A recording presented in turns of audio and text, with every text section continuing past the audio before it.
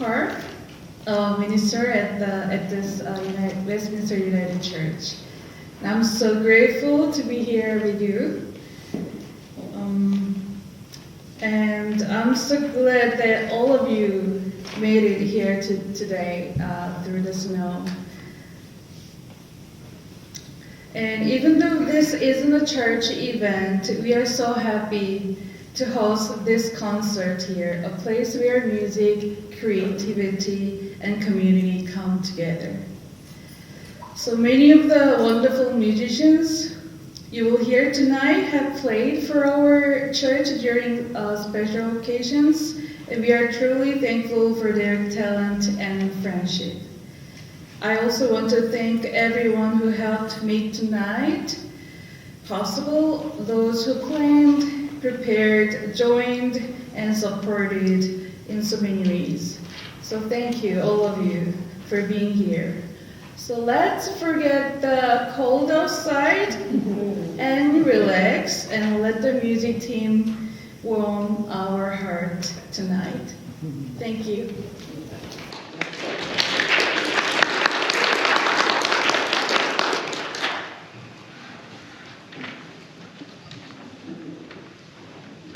Good evening. My name's Elan, and I'll be your MC, your host for the evening. Thank you to Hyerim for the warm welcome. For those of you who are new to our church, we have emergency exits here on the side. I've never seen anybody use it.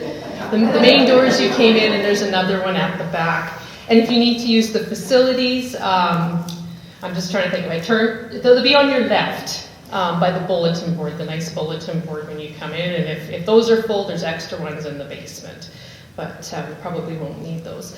And yeah, I just would like to also acknowledge that we are gathered today on Treaty 6 territory, so it's lovely that we continue to make music in this land.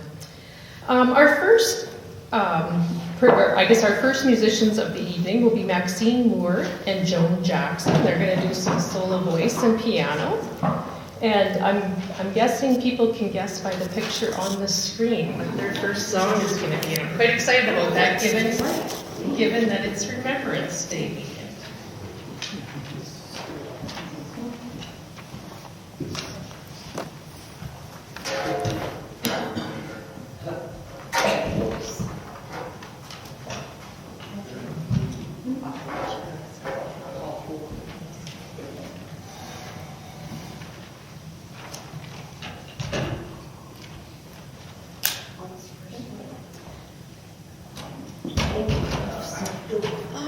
With Remembrance Day on Tuesday, we must take the time to honor those who gave so much. And so that's why I chose White Cliffs of Dover to start our program, so we'll channel our inner virulin.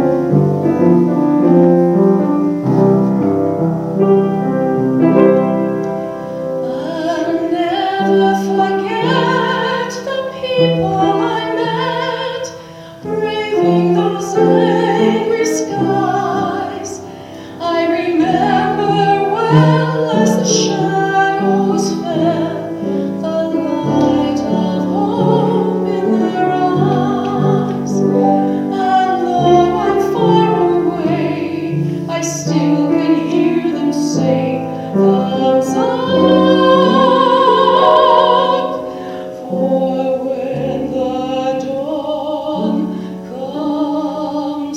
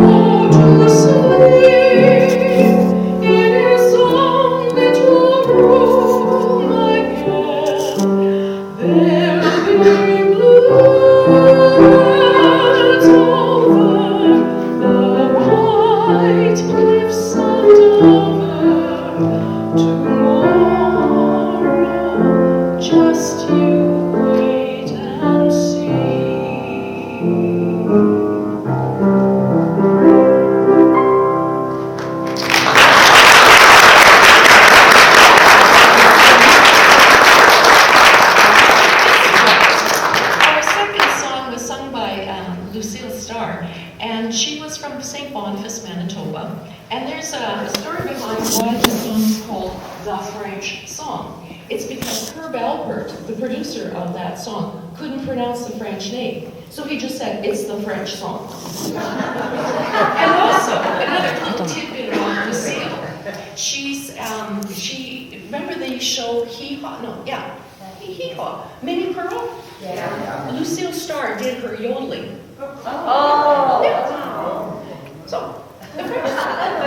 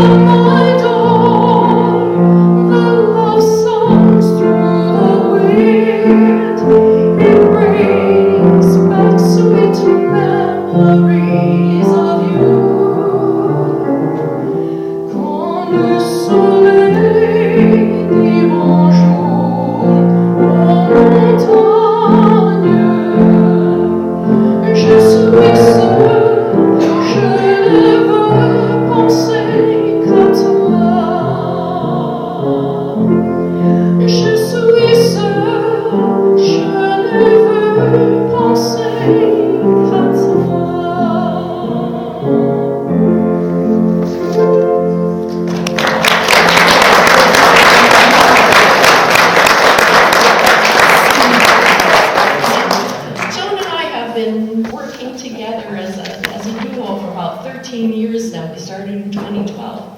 And tomorrow night we are doing a War Songs concert at Caleb. And when we were talking about our Andrews Sisters set, we said, you know, they did a lot of other songs, and then Joan started playing this riff. And then we looked at each other, and I said, we have to do it. She said, we have to do it. So, another Andrews Sisters song is called The Boogie Woogie Bugle Boy. Hey, let her rip.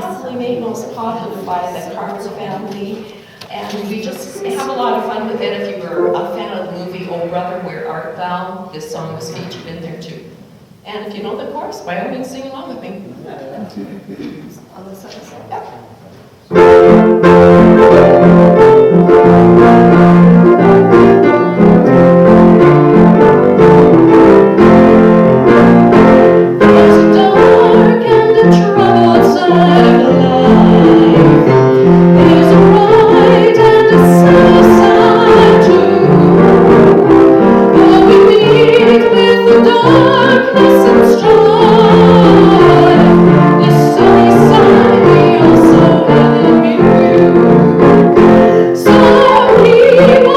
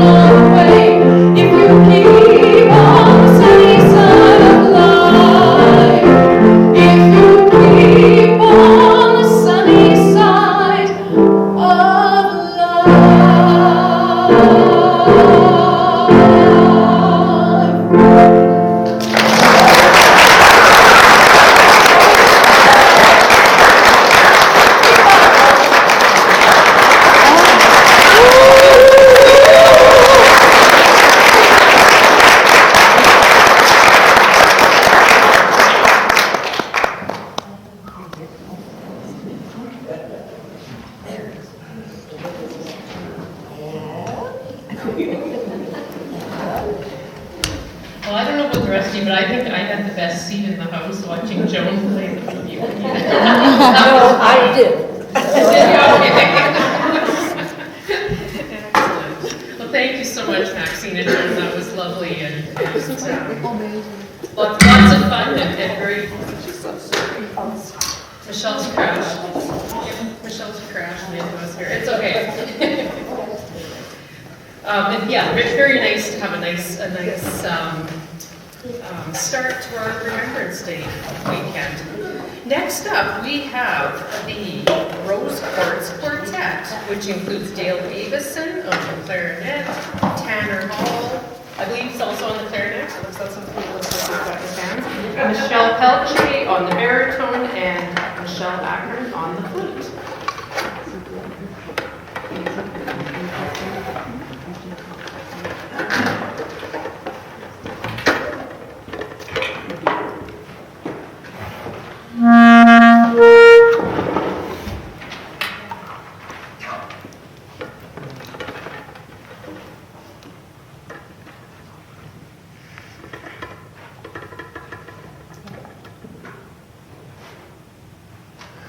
Mm-hmm.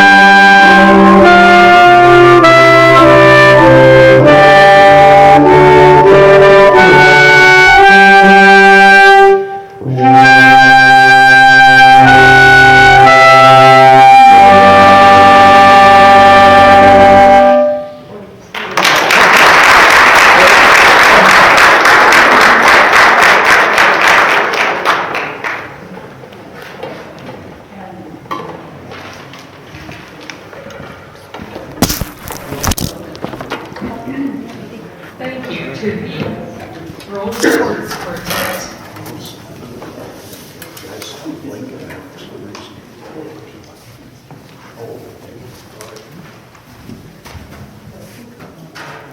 So we're going to go from 1677 to Dave Tomchyshen is going to do some solo guitar, and he's going to sing probably some numbers that we might be a little familiar with from listening to on the radio and whatnot. So Dave is next up.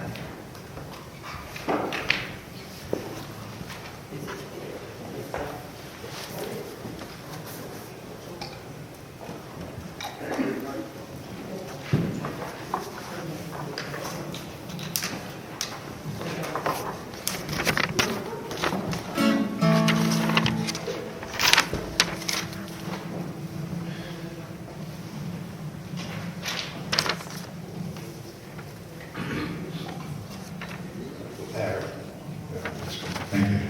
Yes.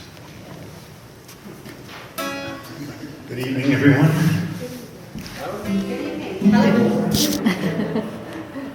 I'm going to sing some old country songs for you tonight.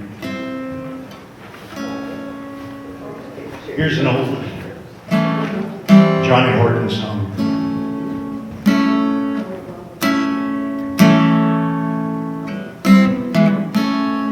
Big Sam lives Seattle, with George Baptist Parker, brother Billy Pease, all Steve John Rivers, found in the lands of gold, red and white signs,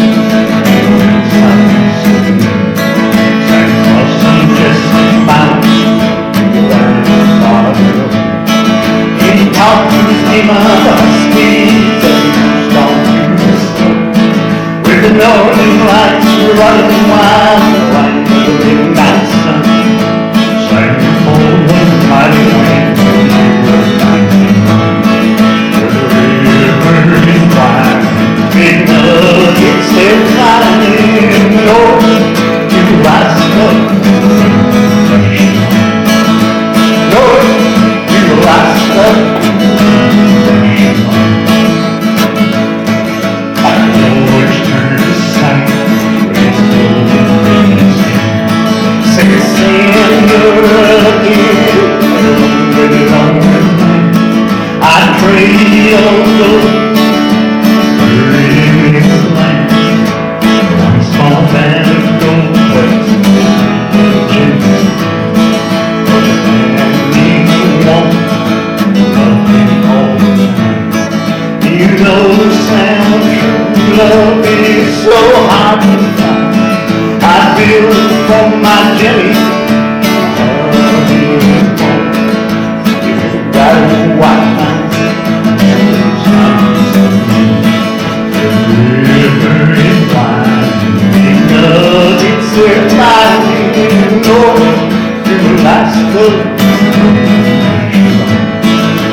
north to Alaska.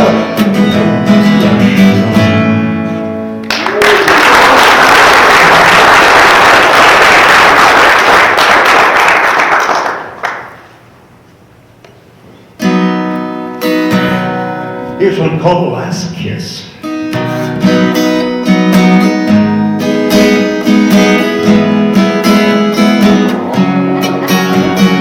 Out in my dead car, there on the road,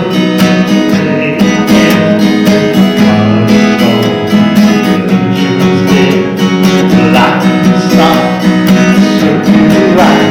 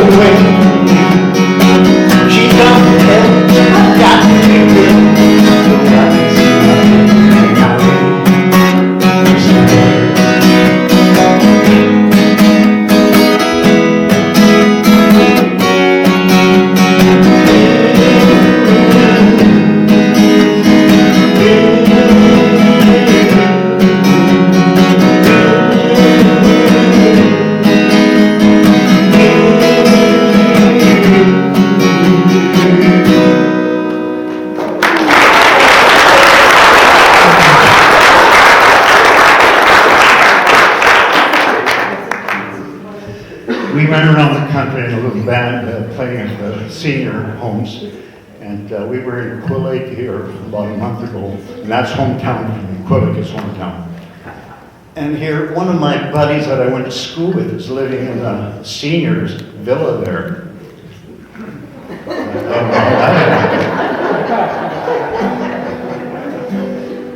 Anyway, he comes up to me later and says, "Dave, you still do that auctioneer song?" I took the time to learn that. God, I had to be in my 20s. And I said, I dropped that song years ago. He says, "Well, next time you're in Quill Lake, I'm asking you to play that. You got to get up and play that." So I've been in the basement lately, perhaps. Knocking the dust off of this one. So here's an old man in his 70s trying to give you the auctioneer song. So see what happens. I do it a lot slower now, too. Hey, the lights are open, you can walk 'em around, boys. There was a boy I saw him never lived. He was small and she told me she could. He slipped away in the afternoon in a little walk. We soon found the little auction box. His cigarettes and patiently and crazy, you can't see how the auctioneers speak so rapidly. He said, "Oh my, you're a guy, gotta learn that on the man, my heart, being an auctioneer.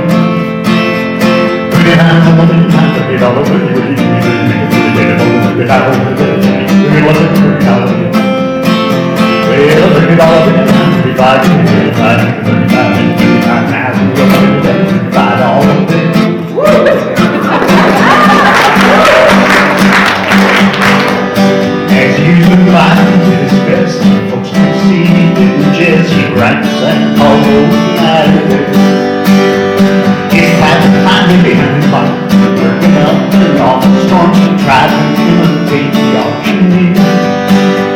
He's set for some, he just can't stand the head of mediocre and selling good auction, using our good things. I'll take you on to auction school, and you'll be nobody's fool. You can get your hands among the best.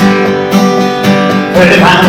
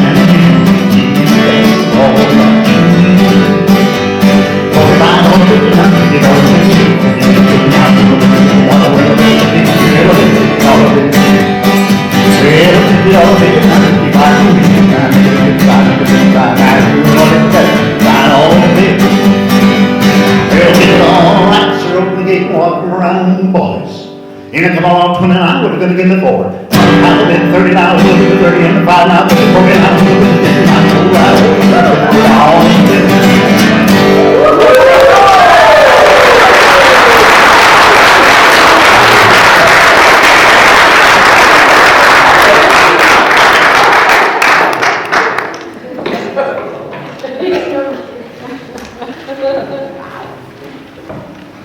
I also had the pleasure of playing with another band in Cape. And Joan's going to help me out on this number. We played it a few months ago on one of our sessions, and she really liked it. She said, "You know, I really like that for you." And I said, "Well, let's do it together."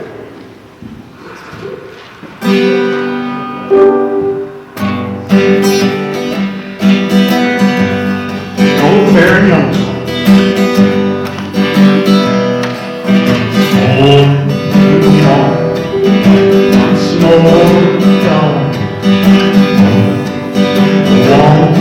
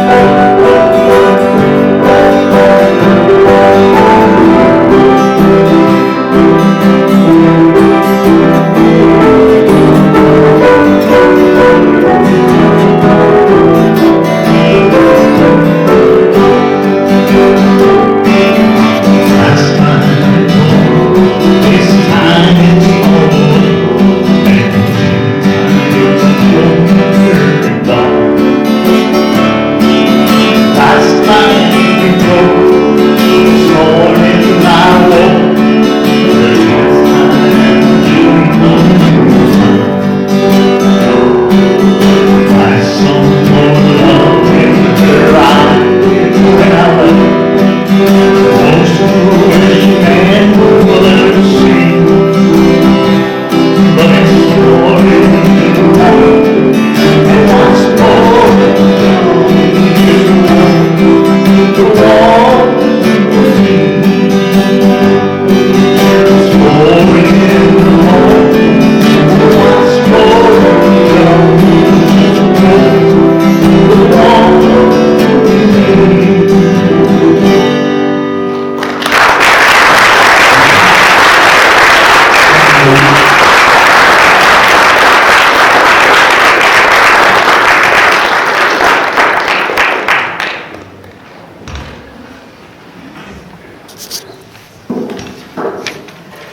Thank you, Dave. That's quite inspiring that you went back and did that auctioneer song. Yeah, that's great. Good job.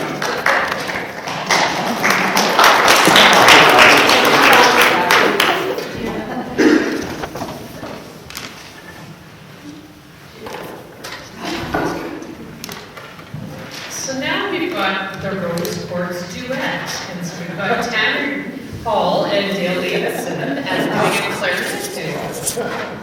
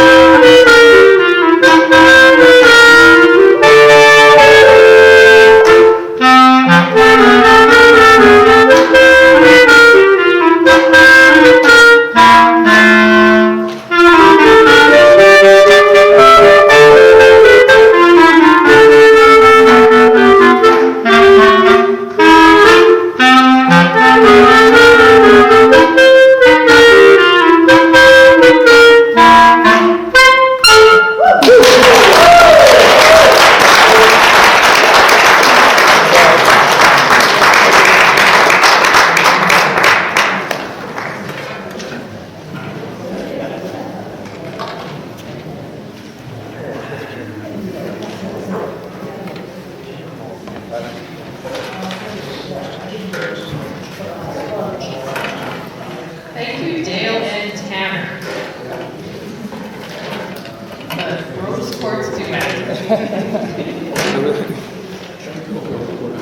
So Tanner's going to stay on the stage, and he's going to do some solo clarinet and solo piano. He's doing 3 numbers: Zanelle, La Vallée de Coach, and Colonial Song.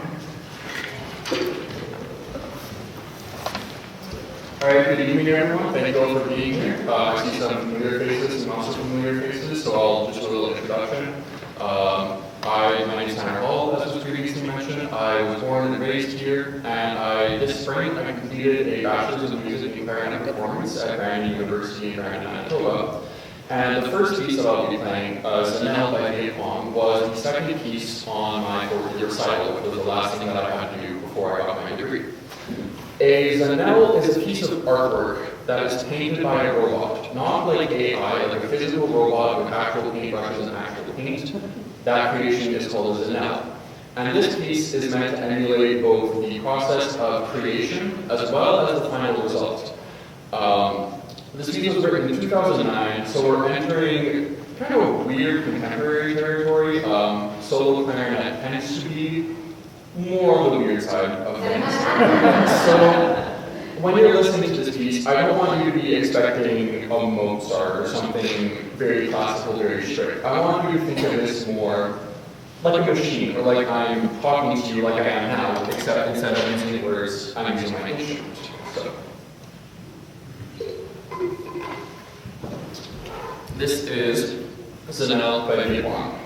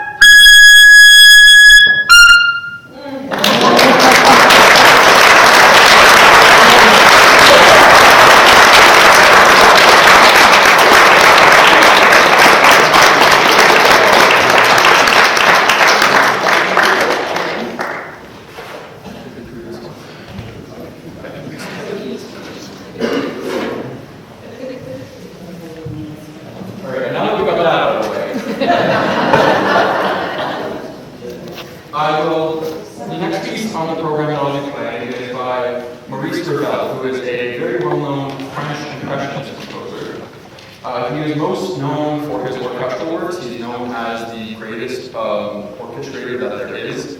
His works are extremely dense, extremely technical, but he also wrote a couple works for the piano. And what I'm playing, La Vallée des Cloches, or Valley of the Bells, is the fifth movement from his set Miroir.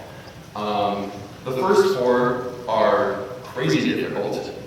This one is a little bit more easier listening, which is why I put that back.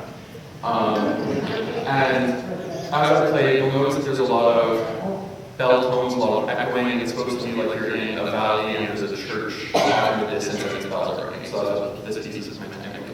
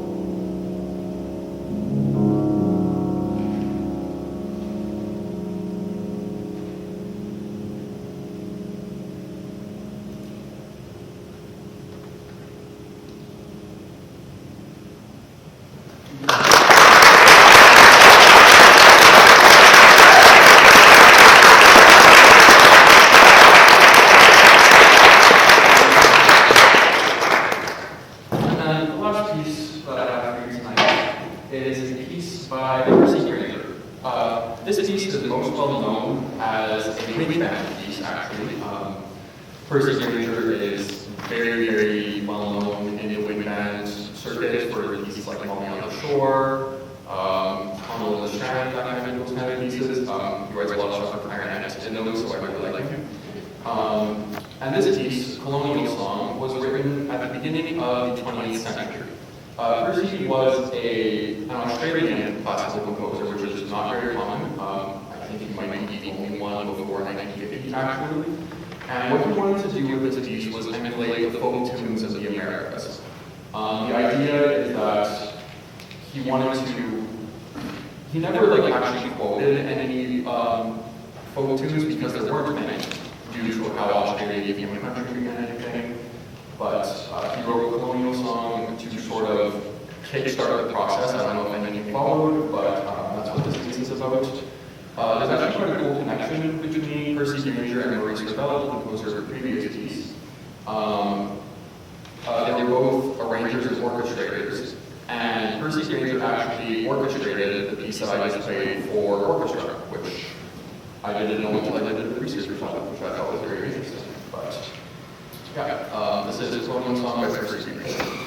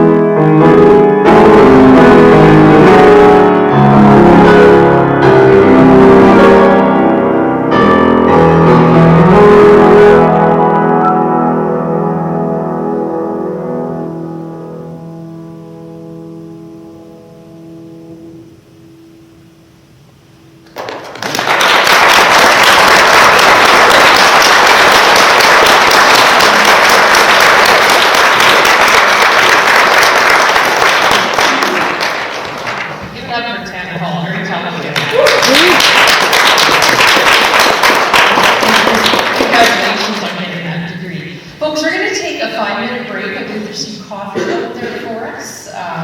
So yeah, just gotta stretch your legs and the next set will get set up here.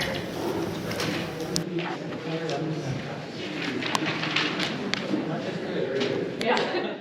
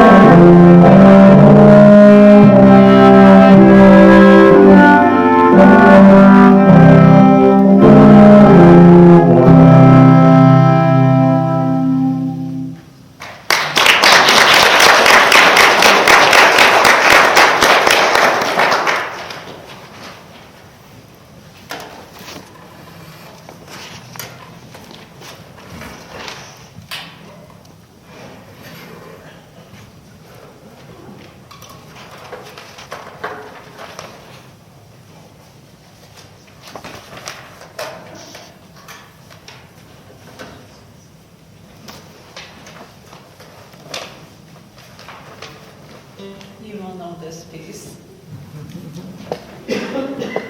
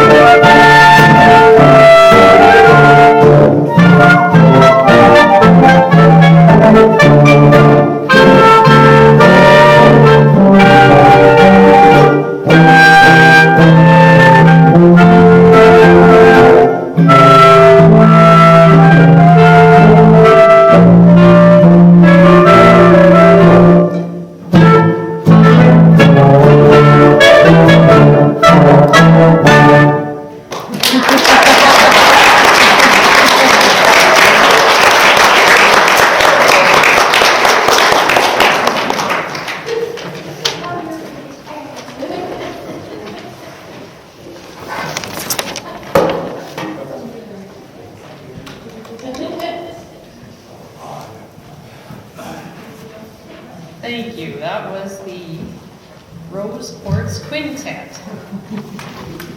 Next up, we have the Rose Quartz Duo, which is Michelle and Kevin Ackerman. And they're going to do Allegro. You may have noticed a little bit of a theme.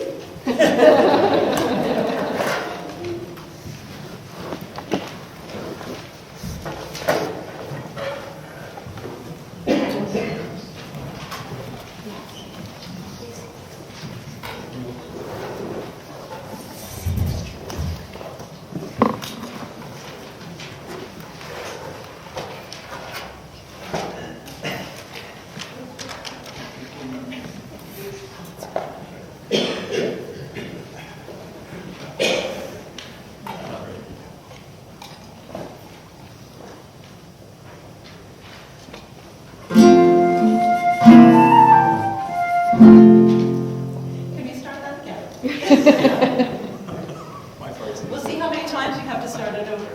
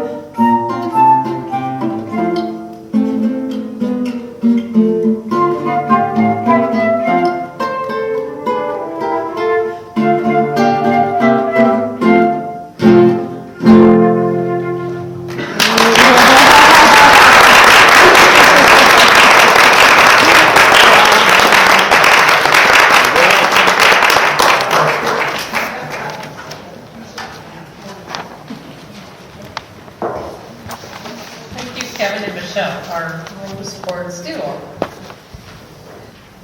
Kevin is going to now be joined by Maxine Moore, and they're going to do Blackbird and Farewell to Nova Scotia.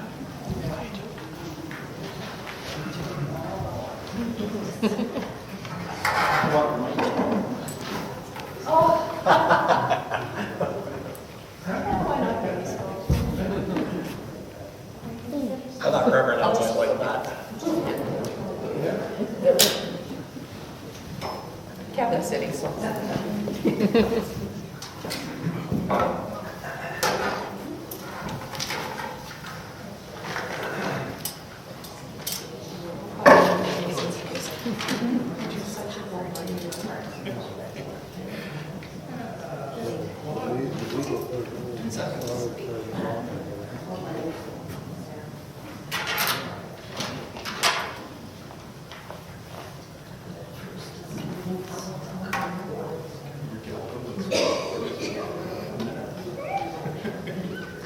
Did you know that they told people not to go on Peggy's Rock for a while there because of the waves coming up and people got swept out to the ocean? Also, Peggy's Cove is known for the best gingerbread. And fun fact, I'm a relief lighthouse keeper. That's I'm a lighthouse keeper on the West Coast.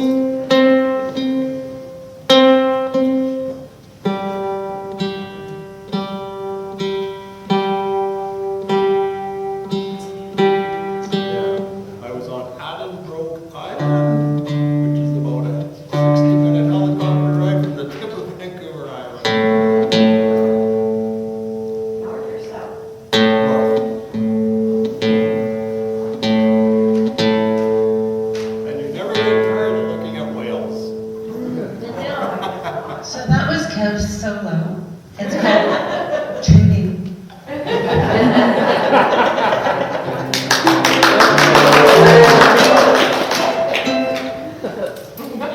That was it.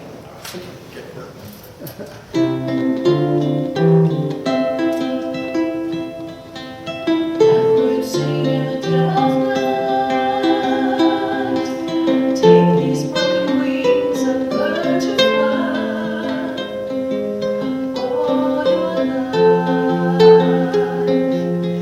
you're only waiting for this moment to rise.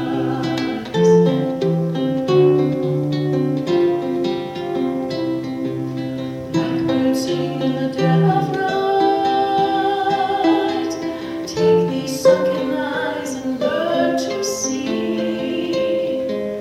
All your life, you're waiting for this moment to be free. Blackbird fly, blackbird fly into the light of a dark black night. Blackbird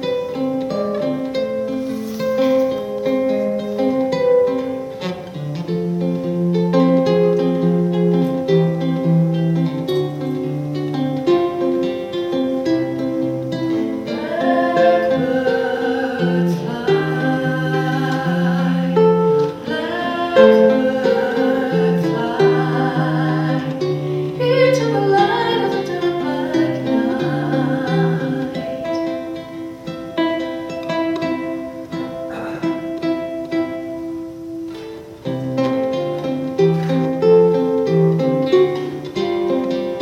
Blackbirds singing in the dead of night. Take these broken wings and learn to fly. All your life, you're only waiting for this moment to rise. You're only waiting for this moment to rise. You're only waiting for this moment to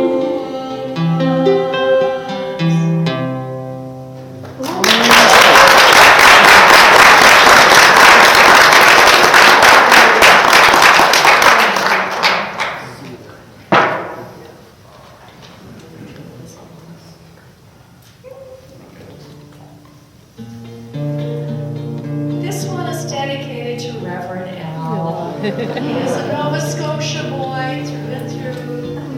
Come to Hyerim, Peggy's Cove. Yes. The sun was setting in the west, the birds were singing on every tree. All nature seemed inclined to rest, but still there was no rest for me. Farewell to Nova Scotia, the sea-bound coast. Let your mountains dark and dreary be. For when I am far away on that briny ocean tossed, will you ever heave a sigh or a wish for me? The drums to beat and the wars to alarm. My captain calls and I must obey. So farewell, farewell to Nova Scotia's chimes, for it's early in the morning, I'll be far, far away. Farewell to Nova Scotia, the sea-bound coast. Let your mountains dark and dreary be. For when I'm far away on that briny ocean tossed, will you ever hear a sigh or a wish for me? I grieve to leave my native land.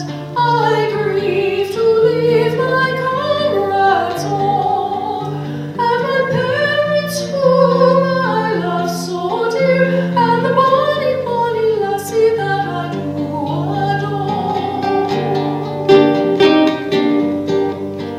Farewell to Nova Scotia, the sea-bound coast. Let your mountains dark and dreary be. For when I'm far away on that briny ocean tossed, will you ever heave a sigh or a wish for me? I have 3 brothers and they are at rest. Their hands are folded on their chests. But a poor and simple sailor just like me must be tossed and driven on the dark blue sea. Farewell to Nova Scotia, the sea-bound coast. Let your mountains dark and dreary be. For when I'm far away on that briny ocean tossed, will you ever heave a sigh or a wish for me? Will you ever heave a sigh or a wish for me?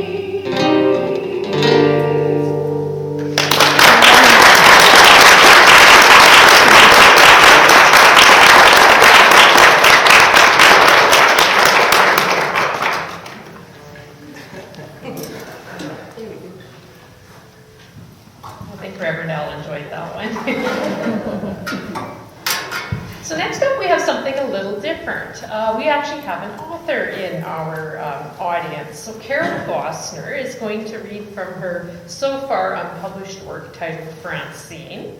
And it's quite interesting. The Saskatchewan Writers Guild, along with Sask Culture and Sask Lottery, sponsors a contest each year for manuscripts, and it alternates between fiction and nonfiction and poetry. In 2025, the category was fiction. Carol entered her novel and placed second. So congratulations, Carol.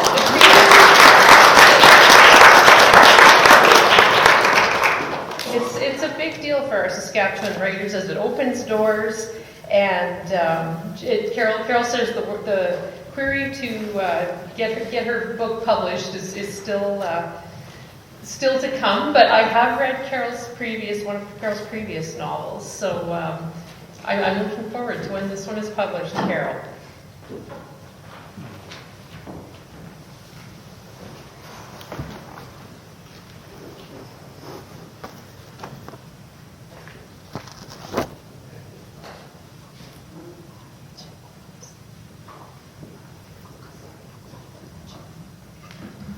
In 2016, a friend gave me a journal I have quite a few journals, and I didn't really need a journal at that time, but I started writing in it anyways, and I wrote in a totally different person. I invented a person, not a very likable person, and it's a lot of fun writing that. And I said it in 2016 with all that was happening, in the world. And anyways, it became a novel, and Tom read it, and he really liked it, and my friends liked it. And so I just took the chance, and I got it kind of polished up and sent it in, and it was, and I had entered before. I had entered my other stuff before, and I hadn't placed or anything. So this came out of the blue, and it's really energizing, I have to say. So it has built my confidence. Okay. So Francine, that's the working title. She's a protagonist, and she's a grumpy, at times unreliable witness to the world around her. And I'm going to read from the middle of the book.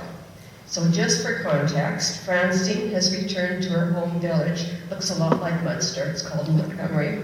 After 41 years, she disappeared 41 years ago under suspicious circumstances. And she has assumed an identity of an American poet, now dead. But no one knows who Francine is, who she really is. And she likes to be left alone. She's, doesn't want people around her. But she likes the library, and she joined the book club. So Camilla is the village librarian, and someone that Francine is beginning to trust. And Porter is the 19-year-old son of the dominating landlady. So this is from the middle. There is a damn blizzard outside. Camilla called to let me know the library is closed and book club is canceled. My disappointment is immense. I hadn't realized how much I looked forward to seeing her and Gerbrat and all the others with their forthright and humorous opinions. This shaking house has become a prison. Everything is less than adequate. Food is bland, books are boring, and the TV I so despise is not working. What is wrong with me? I can't seem to function in this storm, the wind howling like a ghost, the ghost of my mother, the ghost of Bethany, of Barry, of Frankie, even the ghost of Jessie. They are out there coming to get me, wanting to punish me. I have made so many mistakes. I'm going mad. This crone in the mirror, hair in all directions, dark circles under walled eyes, eyebrows gone rogue, a mouth that could sour milk. Can't stand her. I used to be so pretty once upon a time in a story long ago, and now I am a witch in that very same story. I could cast a spell. I could put a spell on the children across the street, the children who have each other, and a mother who's probably reading them stories, a father who loves them. While I had nothing, still have nothing, I am alone, I am trapped. Who am I kidding? The only curse I would consider putting on those children is good health and eternal happiness. But eternal reeks of death, and I don't want them to die. If someone were to die, let it be me. They are young and I am old. Already the grim reaper is knocking at my door, wants to steal my soul and reunite me with my past. It isn't my imagination. The knock is real. I peek out the small window to see the most welcome sight, Porter wearing a red plaid trapper's hat. When I open the door, the wind catches it out of my hands. Are you okay? He asks, stopping the door from banging, shutting it firmly behind me. Ma's been trying to call you all morning, but all she gets is a busy signal. I thought that was mine. Yeah. I look over at my journal lying open on the table. My writing is panicked, bold, easy to read if he is so inclined to do so. The telephone is on the kitchen counter and the receiver is sure as hell knocked off the hook. I must have brushed it with my hand, I say. Usually there's a loud buzzing sound when the receiver is knocked off the hook. How did you miss that?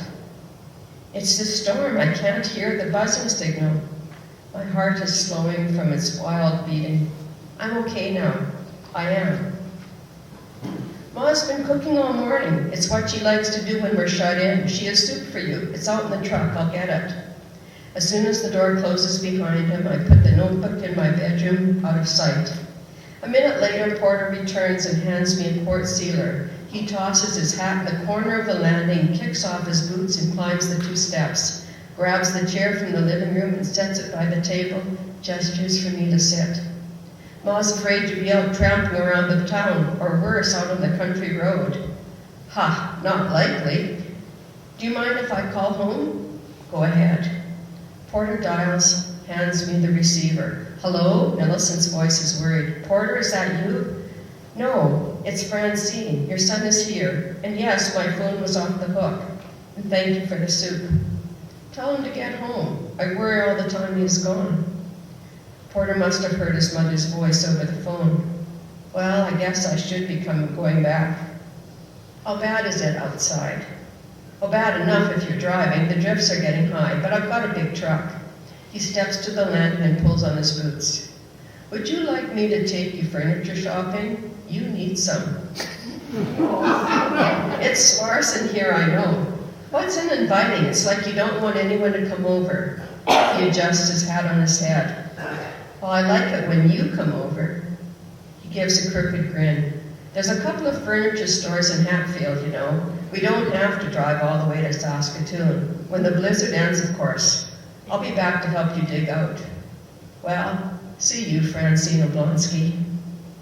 I stand by the picture window and watch him vanish into the swirling snow. The truck's headlights appear. I imagine the engine roar to life over the scream of the wind. And now I start to worry about him up in the storm. Don't be silly, I tell myself. It's not like he's out walking in the wilderness. Perhaps a small sofa along the wall and a bookcase in the corner would be good additions to my living room. Or a recliner. Reclining and reading with a lamp behind my back. Maybe an end table on which to put my glasses when I got tired. But these cost money I don't have. Dispiritedly, I turn away. Millicent's quart-sized sealer sits on my counter. Corn, potatoes, and pieces of ham float in a creamy base. I open the lid and inhale the aroma. Oh my. Okay, I'm going to skip ahead 2 days. I came over to see how you're doing. Short-haired, tousled, her cheeks rosy. Camilla looks younger than I know her to be. She grins. I brought you some books. I knew you'd be out of reading material. She hands me a plastic bag. One of her boots topples over the landing and falls a few steps. Careful there, I cry, instantly alert. You don't want to step backward. The landing doesn't have much room. She peers into the darkness. What's down there? Nothing much. A washer and a dryer, and a wooden rack for drying delicates. I remove the books from the plastic bag. Not that I have many delicates. Aye, it's a hearty lass you are. Camilla breaks into a Scottish brogue. She hangs her coat on top of mine and retrieves her fallen boot. So, now that the January book club meeting was postponed, what happens next, I ask. She steps into my kitchen. You missed all the emails. We agreed to push it back a month to February. You're still on for April, though. Someone else made the switch. She looks over into the living room where 7 slim volumes of poetry are spread out on the floor like a fan. She darts over. Francine, your books. How modest you are. You never shared these with us. She randomly opens one and reads out loud. The air I breathe, infused with your beauty.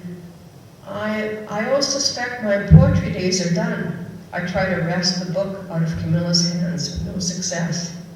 She turns to another page. Francine, you dedicated a poem for Mariette. No, here, in your poetry book.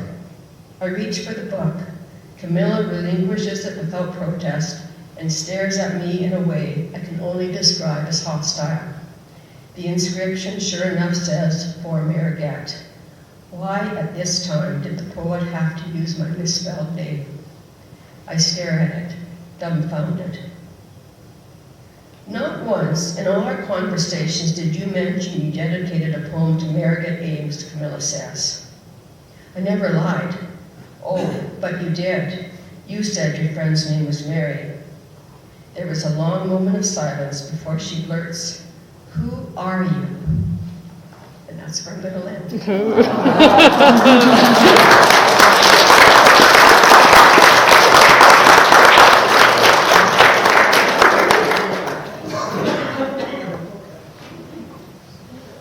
You have to get that published now that you've left us. Thank you, Carol.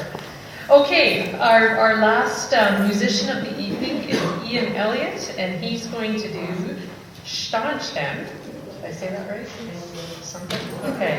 D957 and Dawson, number 2.